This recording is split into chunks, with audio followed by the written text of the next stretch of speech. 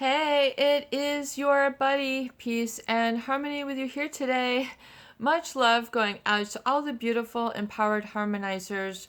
We are zooming in and focusing in a little bit more in depth today on a great viewer question, and that is to sort of discuss a little bit more about narcissistic gaslighting.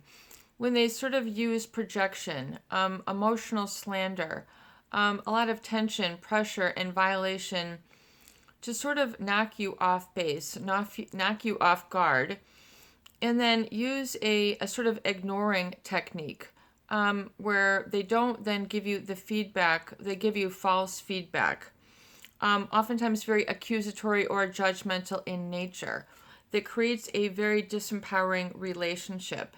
The gaslighting is meant to disempower you. Gaslighting means to sort of catch you or to create an environment where you constantly doubt your perceptions. You constantly doubt what's going on. You're in fear, things seem off, but you can't quite find what is setting it off. It's this elusive feeling. And a gaslight will be just like the movie from back in the 1940s. In this train car, these lights were flickering, and a woman had sort of this what's going on, and then her husband would just be like, everything is just fine, and just telling her to ignore what she was seeing, hearing, feeling, and wanting to express. So it creates this sort of altered sense of reality, which leaves you feeling powerless, helpless, and namely that is because of doubting oneself and sort of being disconnected from that feedback loop within. It's kind of like a severing, kind of like they take some emotional scissors and shut down that process. So you're forced to live in denial. Gaslighting sets one up to live in denial, denying yourself, denying what you feel, denying what you see, denying what you've been accused of, rewarded for, set up for. And then people have a very difficult time then owning a sense of self-trust after they have been in a denial state for some period of time. And denial is usually due to a defense mechanism, a coping, when you need to shut something down in order to survive. In other words, it was a literal like survival mechanism. Just like if you were about to go into hypothermia, your body would go through natural organic changes. It's a similar thing I feel in gaslighting, that when you're in these elements, you're exposed to these very sort of stormy emotional elements, just like you would say a storm with whipping winds, hail, or freezing temperatures. There's an emotional storminess, if you will, to these types. So this is not, nice scenery. This is oftentimes very volatile and hostile imagery and scenery, emotional sort of perspective. And it's important because they want you to take on their perspective rather than you taking on your own. Because if they can engulf you with enough convincing, enough criticism, enough, dirty looks to make you feel worse and worse, you see, they will just continue to try to grind you down. Like an emery board will file down, they'll just try to grind you up like a meat grinder to an emotional pulp. This is just what they do. You cannot take it personally. It's an acting out of aggression. And the dissociation oftentimes ensues based on this gaslighting. What is gaslighting? It's causing you to have an altered sense of reality, namely, founded in fear, founded in uncertainty, founded in unsureness, things aren't quite right, there's something off, and not being able to correct it or identify it or put a pin in it and say, wait, this is why I am scared. It becomes then this sort of looming fear that people then carry around, either because this individual, they're afraid they might explode, blow up, have a tantrum. That is all part of the gaslighting, to keep you in that unaware, unconscious, inactive, and accepting state. So people, oftentimes shut down and then they become silent when they are being gaslighted because they're so doubting of themselves. So they just begin a whole host of emotional suffering, hurt feelings, namely fear. What is going to happen? What is going to happen to me? What is going to happen to my life? What is going to happen to my ability to breathe, easy. They will tense up all the time. They might, constantly do this with their shoulders, or, all sorts of different weird things, always bracing, like they're just going to get punched in the stomach, carry around a lot of tension, like they're flexing all the time. This will, send your body into a real painful state. And people oftentimes don't know how to relax and calm down their muscle groups. This can be as a result of being gaslighted, where someone uses like false accusations, sort of slander and triangulation to cause you, to doubt where you stand and deflect that you're not really standing for anything, because if they can even make you groundless or foundationless, then they've just basically said, look, they are what they're, look, you don't have a clue of what reality is, and they're trying to alter the reality. So it's a real double bind, to doubt oneself, to doubt one's needs, to doubt that it's okay for one to be happy, to doubt that everything is okay and to feel safe, meaning that there is some degree of boundaries and standards that you have erected, that you own, and you understand the reason behind your boundaries and standards. And so basically you have a sense of your I am as it's connected to a good source, that is not based in fear, that is not based in gaslighting. It's almost like going, a relationship with a narcissist can be like taking a route, off of your journey into like a funny house with negative shape-shifting mirrors that mirror back to you something other than what you are. This is gaslighting as well. This is brainwashing, meaning it's trying to diminish and weaken you for their purpose, so for their expediency. And they get sort of, I guess, they get some sort of a reward. They have, as studies have shown, they tend to have a little bit of an intrinsic sadistic aspect to them, which means they take a little bit of pleasure in hurting people or seeing people suffer. You know what I'm saying? So they have, they want people to hurt and, be able to say, like, I told you so. So they create a one-directional loop, if you will, that you have no say, and you basically, for them, it must go unchecked for them to succeed. And so a lot of people then don't want to side with a narcissist because they really secretly see what they're doing, and they don't want to be on the other side of their wrath. So it's better to please the narcissist, but they take different people down as their supply, just like supplies on a journey, a jug of water, a bag of trail mix. They take people as supplies, not to have a relationship that is, equal exchange and based on with, boundaries intact and standards intact, so these aren't violated, in understanding what they are and then being corrected at some point if need be, which is fine. There no offense should be taken to that, but offense is to be taken when someone is trying to get you to remain in fear and anxiety and holding you sort of psychological hostage, where you're fearful that there's a permanent wrongness about you. And that is a real trauma bond. That is the trauma bond, and then people, then must feel that they must always work to correct that. And they will spend a lot of period of time trying to figure out their way out of the brainwashed or gaslighted state, which means to feel okay and whole as an independent person, rather than being, sort of targeted, and being told that, it's giving that negative feedback to you. Just like we were saying in a house of mirrors or a funny house, like if you've ever seen them at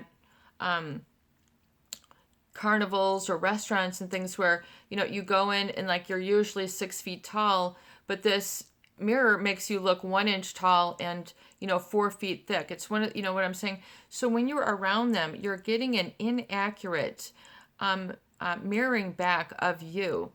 You're getting a mirroring back of their needs. You're not, you have nothing to do with it. I mean, you could be Peter, Paul, or Mary, Sarah, Sue, or Sam, but if you are sort of energetically, seeing the truth, or person of empathy and inclusive, narcissists, they do not want to be challenged by people who kind of see their truth and then aren't willing to play along with their fantasy or their grandiosity or things of that nature. So they really, that's what ends up then causing this dissociation, is when it's like you're sort of coming back and you're saying, no, you're already sort of too far into their lambasting, their shame, their tactics, especially when you get with people who are even more severe on the spectrum, who are psychopathic and truly antisocial.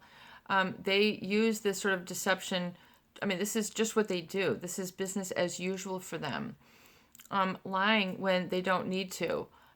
Just pulling one over on people on the daily. This is just, they look at what they can get away with, and they basically take pawns on, during the course of their journey, and then they wonder why it's never equal or respected. That is gaslighting. When you're not permitted to be and ask your questions and to speak up, and you're finding that you're getting pushback. You're getting a lot of negativity, guilt, no smiles. They don't ever want to reflect back a support of you, an acknowledgement and validation, because to them then they would be reducing themselves, coming down from their narcissistic pedestal, which they usually want to prop up at all costs. Then, the problem then is one of feeling isolated or exclusion. And then people really then feel and are trying to seek a sense of belonging. And then if not that, and prosperity, not just surviving, not feeling mediocre or feeling unhappy all the time, sort of getting out of that negative feedback link that people then act in how they have been treated. So it just goes to show as a testimony too how important it is that you surround yourself with people who are successful, functional, and in a reality and in a non-threatening way to you. That it's okay to be able to look up to people, and that they are okay with that, and that they are okay to, look up to you as well. So it's a healthier mechanism. And so a lot of people have been very constricted or felt very limited and unhappy in this dissociated or sort of reactive feeling or lifestyle. Because remember, hurt people hurt. So people have then suffered a lot of hurt feelings, a lot of feeling of loss, of grief, of sadness, not feeling listened to, heard. They're just basically, like the Cinderella story. They're just, in the basement, and you could always watch that video. I mean, and you see how, a person who was lovely and had all these, wonderful qualities was sort of kept in the basement. They were kept away in very dingy conditions.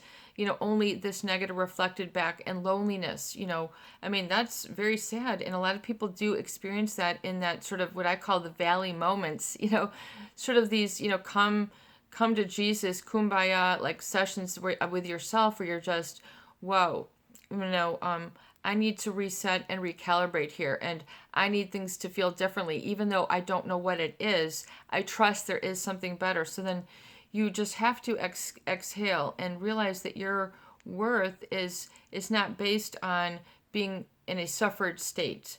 So oftentimes people pick up that their worth is based on them being in a suffered state.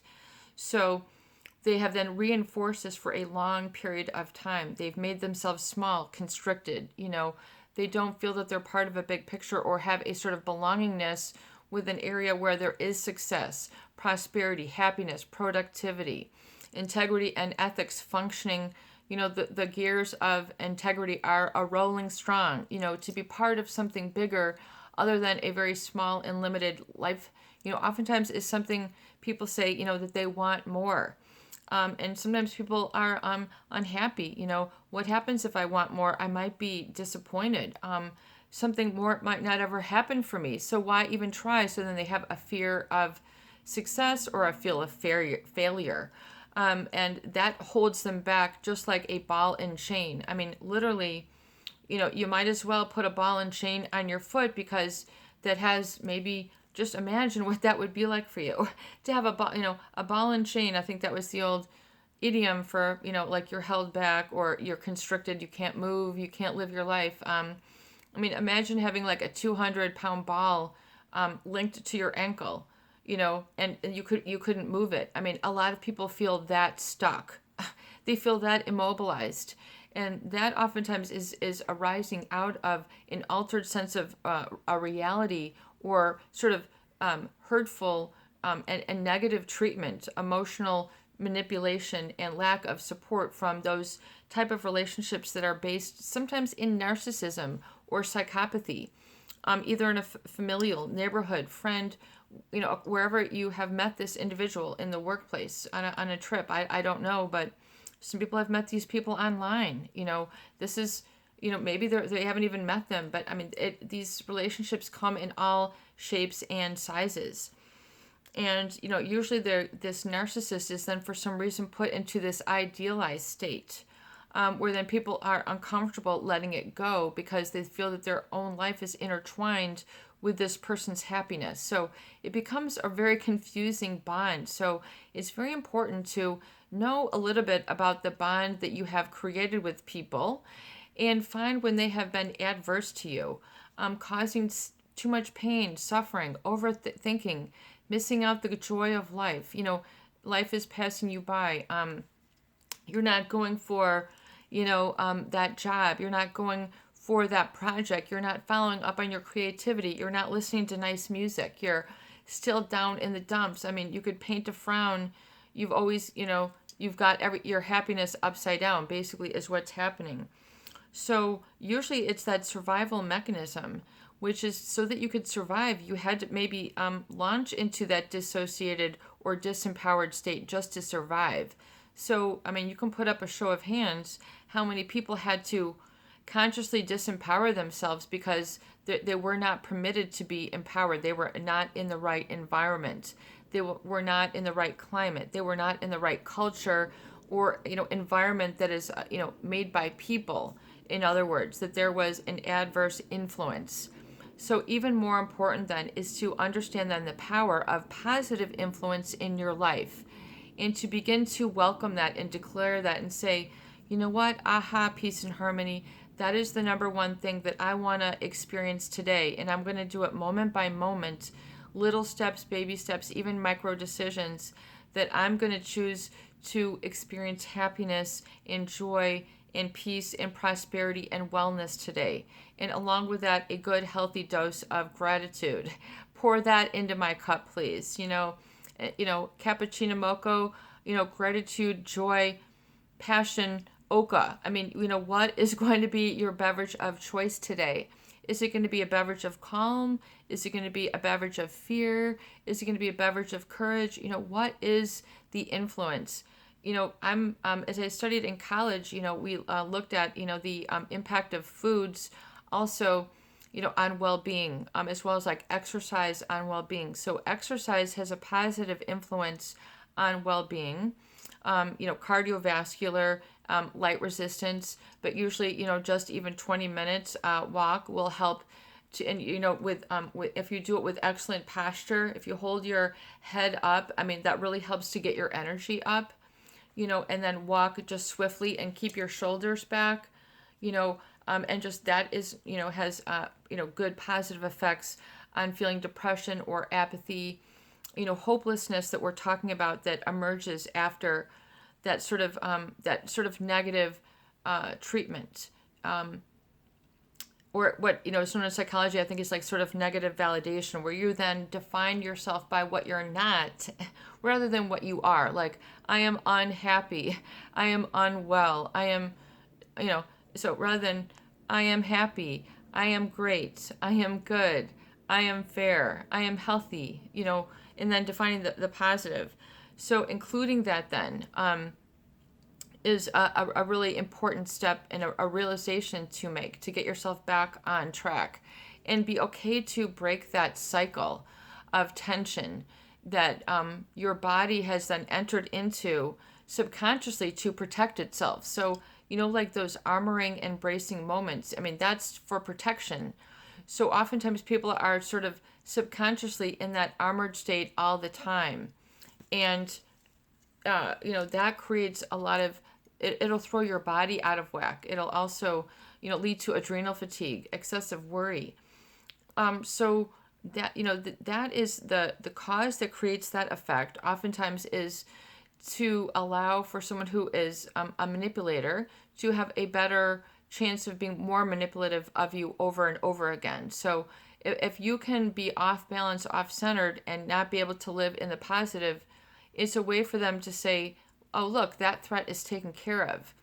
And so people then unconsciously then will, to please the narcissist, they will devalue themselves. So they begin to act in and sabotage themselves. Again, have, fear of success, fear of failure. So you have to bring back the light, bring back the relaxation, bring back the I am okay, I am well, I am healthy, I am strong, and bring that back into your being rather than all that sort of constriction and limiting energy. So and I'm okay living an expansive life, is where you're expanding and expanding within, sort of, rather than being so, clutched and so sort of clinging onto that smallness, is I'm okay living an expansive life.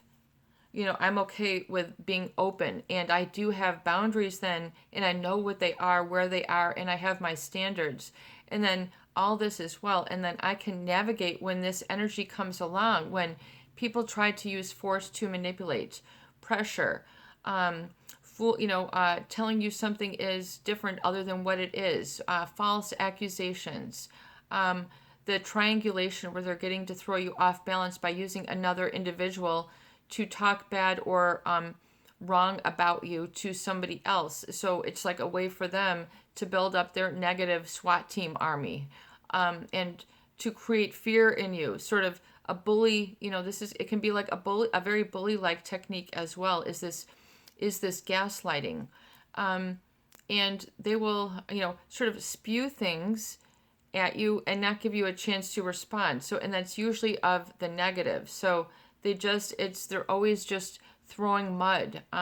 This is what they do, and they feel perfectly correct in doing this. They never feel that they have done anything wrong. So these people don't acknowledge and validate certain societal boundaries and truths. They just don't want to see it, or they cannot see it. They just have an inability. They want to see what they want to see, and can be very resistant to seeing the truth and what actually is. For them, it's better if they can continue to harbor their anger and their ability to manipulate, because to them, it helps them get them to be pushy and get them more of where they want to go. So they kind of feel that. And, it's not a natural positive charm, it's a manipulative charm, so you will learn to know the difference, and being in a positive, well-functioning reality is a lot more fun than being in a sort of fearful, unstable, and uncertain reality. So I think a sure red flag is to always feel that you're uncertain. You're fearful of your future because what they're going to say or do, or react, that narcissistic rage. So you have to really put a stop and an end. And basically, abuse is not tolerable. It is not acceptable. And if you are silent, then you accept it.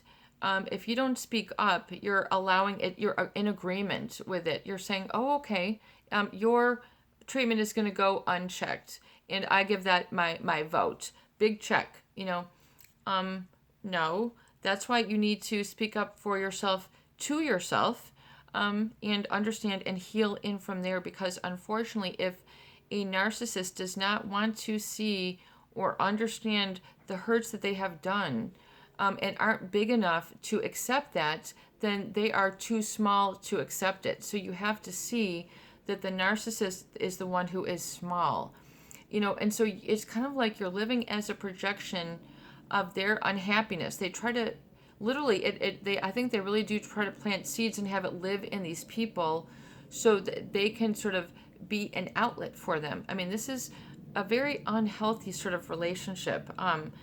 And health is should, then maybe become a priority for you. You learn a new set of priorities um, for yourself here. And it's like, okay, if you're sensitive, then the environment is sensitive.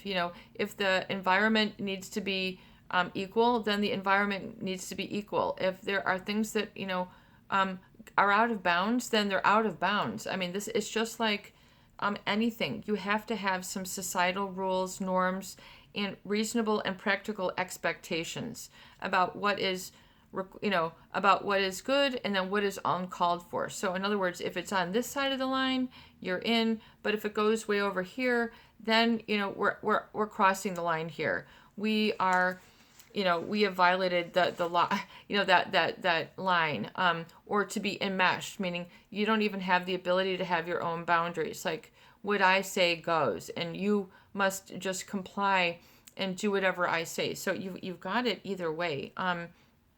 So be willing to say, no, thank you, in a polite way to yourself. No, thank you to that gaslighted state. Unfortunately, I'm not an energetic match to being yelled at, or I'm not an energetic match to being treated this way. It's not going to work for the flow of my life.